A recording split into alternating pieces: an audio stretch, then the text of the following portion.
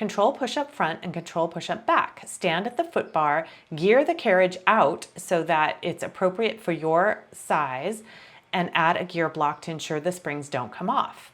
Then mount the reformer with hands on shoulder blocks, 1 foot at a time onto the foot bar. From a plank position, press the carriage out and return under the shoulders 3 times. Then lifting 1 foot up as the carriage goes out and the other foot up as the carriage goes out 2 to 3 times. From here, we can do 3 to 5 push-ups and then fold in half at the hips to drag the carriage all the way back home and step down. For control push-up back, we'll gear back in, removing the gear block and returning the carriage to the gear to its normal position.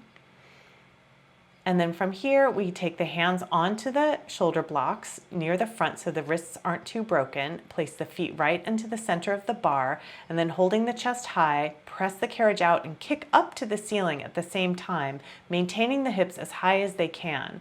On the second one, the legs circle out to the side, and on the third repetitions, the legs circle out and in. At the finish, we do little dips to strengthen the shoulders, biceps, and triceps.